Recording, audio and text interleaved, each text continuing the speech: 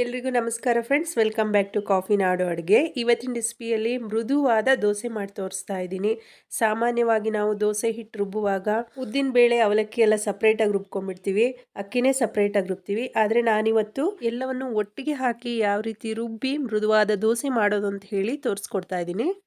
ದೋಸೆ ಅಕ್ಕಿಯನ್ನು ಉಪಯೋಗಿಸ್ತಾ ಇಲ್ಲ, ಮಾಮೂಲಾಗಿ ರೇಷನ್ ಅಕ್ಕಿಯಿಂದ ನಾನು ಮಾಡ್ತಾ ಇದ್ದೀನಿ. 2 ಕಪ್ನಷ್ಟು ರೇಷನ್ ಅಕ್ಕಿ ತೊಗೊಂಡಿದ್ದೀನಿ. ನೋಡಿ, ಅಕ್ಕಿ ತಗೊಂಡಂತಹ ಕಪ್ನಲ್ಲೇ ಅರ್ಧಕ್ಕಿಂತ ಸ್ವಲ್ಪ ಕಡಿಮೆ, ಕಾಲ್ಗಿಂತ ಸ್ವಲ್ಪ ಜಾಸ್ತಿ ನಾನಿಲ್ಲಿ ಉದ್ದಿನ ಕಾಳು ತೊಗೊಂಡಿದ್ದೀನಿ. ನೀವು ಉದ್ದಿನ ಬೇಳೆ ಉಪಯೋಗಿಸೋದಾದರೆ ಒಂದು ಅರ್ಧ ಕಪ್ಗಿಂತ ಸ್ವಲ್ಪ ಜಾಸ್ತಿ ಉದ್ದಿನ ಬೇಳೆ ತೊಗೊಳ್ಳಿ. ನೋಡಿ, ಒಂದು ಸಣ್ಣ ಚಮಚದಲ್ಲಿ 1 ಚಮಚದಷ್ಟು ಮೆಂತ್ಯ ಹಾಕ್ಕೊಳ್ತಾ ಇದ್ದೀನಿ. ಹಾಗೆ ಒಂದು 2 ಚಮಚದಷ್ಟು ಕಡಲೆಬೇಳೆ ಹಾಕ್ಕೊಳ್ತಾ ಇದ್ದೀನಿ. ಕಡಲೆಬೇಳೆ ಹಾಕ್ಕೊಳ್ಳೋದ್ರಿಂದ ದೋಸೆ ಹಿಟ್ಟು ಸಿಹಿಯಾಗಿ ಬರುತ್ತೆ, ಹುಳಿ ಬರೋದಿಲ್ಲ. ಉದ್ದಿನಬೇಳೆ, ಅಕ್ಕಿ, ಮೆಂತ್ಯ ಇವೆಲ್ಲನೂ ಕೂಡ ನಾನು ಒಟ್ಟಿಗೆ ನೆನೆಸ್ತಾ ಇದ್ದೀನಿ, ಸಪ್ರೇಟಾಗಿ ನೆನೆಸ್ತಾ ಇಲ್ಲ. ಈಗ ಇದನ್ನು ಒಂದು 3ರಿಂದ 4 ಬಾರಿ ಚೆನ್ನಾಗಿ ತೊಳಿಬೇಕು. ನೋಡಿ, ನೀರು ಈ ರೀತಿ ಟ್ರಾನ್ಸ್ಪರೆಂಟ್ ಆಗಬೇಕು, ಅಲ್ಲಿವರೆಗೂ ತೊಳ್ಕೊಬೇಕು. 4-5 ಬಾರಿ ಈ ರೀತಿ ನೀಟಾಗಿ ತೊಳೆಯೋದ್ರಿಂದ ದೋಸೆ ಹಿಟ್ಟು ಚೆನ್ನಾಗಿ ಹುದುಗ್ ಬರುತ್ತೆ, ದೋಸೆ ಕಲರ್ ಕೂಡ ಬಿಳಿಯಾಗಿ ಬರುತ್ತೆ. ಈಗ 7ರಿಂದ 8 ಗಂಟೆಗಳ ಕಾಲ ಇದನ್ನ ನೆನೆಸ್ಬೇಕು. ನಾನು ಬೆಳಗ್ಗೆ ನೆನೆ ಹಾಕಿ ರಾತ್ರಿ ರುಬ್ತಾ ಇದ್ದೀನಿ. ನೋಡಿ, ಅಕ್ಕಿ ಬೇಳೆ ಎಲ್ಲ ಚೆನ್ನಾಗಿ ನೆಂದಿದೆ. ಈಗ ಇದನ್ನು ನಾವು ರುಬ್ಕೋಬೇಕಾಗತ್ತೆ. ಅಕ್ಕಿ ಜಾಸ್ತಿ ಇರೋದ್ರಿಂದ ನಾನು 2 ಸಾರಿ ರುಬ್ತಾ ಇದ್ದೀನಿ. ಅವಲಕ್ಕಿ ಬದಲು ನಾನು ಅನ್ನ ಹಾಕೊಂಡು ರುಬ್ಕೊಳ್ತಾ ಇದ್ದೀನಿ. ನೋಡಿ, ಇಷ್ಟು ಅಕ್ಕಿ ಇದೆ. ಇಷ್ಟು ಅಕ್ಕಿಗೆ ನಾವು 1 ಹಿಡಿಯಷ್ಟು ಅನ್ನ ಹಾಕೋಬೇಕಾಗತ್ತೆ. ನೋಡಿ, ಈ ಕೈ ಮುಷ್ಟಿಯಲ್ಲಿ 1 ಮುಷ್ಟಿಯಷ್ಟು ಅನ್ನ ಹಾಕ್ಕೊಳ್ತಾ ಇದ್ದೀನಿ. ಚಳಿ ಜಾಸ್ತಿ ಇರೋದ್ರಿಂದ ನಮ್ಮಲ್ಲಿ ಸಾಧಾರಣವಾಗಿ ಹಿಟ್ಟು ಬೇಗ ಬೆಳೆಯೋದಿಲ್ಲ, ಅಂದರೆ ಹುದುಗೋದಿಲ್ಲ. ಆದ್ದರಿಂದ ನಾನು ಸ್ವಲ್ಪ ಉಗುರು ಬೆಚ್ಚಗಿರುವಂತಹ ನೀರನ್ನು ಹಾಕ್ಕೊಂಡು ರುಬ್ಕೊಳ್ತಾ ಇದ್ದೀನಿ.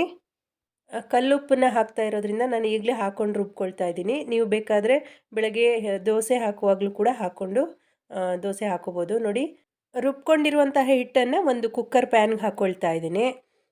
ನೋಡಿ, ನುಣ್ಣಗೆ ರುಬ್ಕೋಬೇಕು. ನೋಡಿ, ಇಷ್ಟು ನುಣ್ಣಗಿದ್ರೆ ಸಾಕಾಗತ್ತೆ.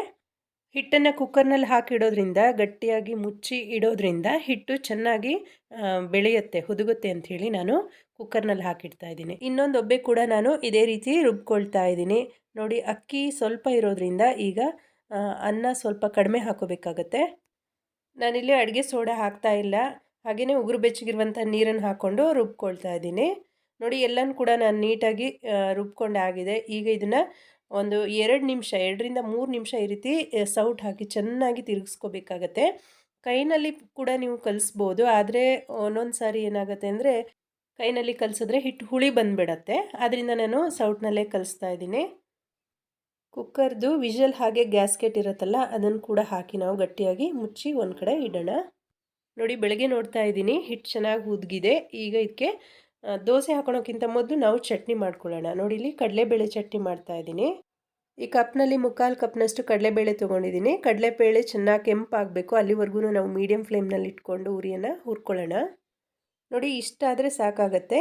ಈಗ ಇದನ್ನು ಒಂದು ಪ್ಲೇಟ್ಗೆ ಹಾಕಿ ಎತ್ತಿಟ್ಕೊಳ್ಳೋಣ.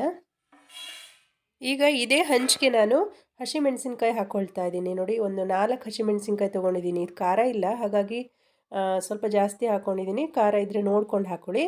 ಇದನ್ನು ಕೂಡ ಸ್ವಲ್ಪ ಈ ರೀತಿ ಲೈಟಾಗಿ ಹುರ್ಕೋಬೇಕಾಗತ್ತೆ. ಮೆಣಸಿನ್ಕಾಯಿ ಉದ್ದ ಇರೋದ್ರಿಂದ ಕಟ್ ಮಾಡಿ ಹಾಕ್ಕೊಂಡಿದ್ದೀನಿ. ಈ ರೀತಿ ಕಟ್ ಮಾಡಿ ಹಾಕ್ಕೊಂಡ್ರೆ ಮೆಣಸಿನ್ಕಾಯಿನ ಈ ರೀತಿ ಹುರಿಯುವಾಗ ಅದು ಸಿಡಿಯೋದಿಲ್ಲ. ನೋಡ್ತಾ ಇದ್ದಿರಲ್ಲ, ಇಷ್ಟು ಹುರ್ಕೊಂಡ್ರೆ ಸಾಕಾಗತ್ತೆ. ಈಗ ಇದನ್ನು ಕೂಡ ಈ ಪ್ಲೇಟ್ಗೆ ಹಾಕ್ಕೊಳ್ಳೋಣ. ಇವೆರಡು ಸ್ವಲ್ಪ ತಣ್ಣಗಾದ ನಂತರ ನಾನಿಲ್ಲಿ ಮಿಕ್ಸರ್ ಜಾರ್ಗೆ ಹಾಕ್ಕೊಳ್ತಾ ಇದ್ದೀನಿ.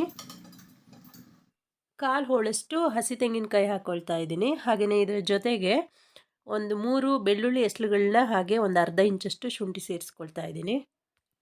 ಕೊತ್ತಂಬರಿ ಸೊಪ್ಪು ಸೇರಿಸ್ಕೊಳ್ತಾ ಇದ್ದೀನಿ. ಹಾಗೆಯೇ ಕಲ್ಲುಪ್ಪು ಹಾಕ್ಕೊಳ್ತಾ ಇದ್ದೀನಿ ರುಚಿಗೆ ತಕ್ಕಷ್ಟು.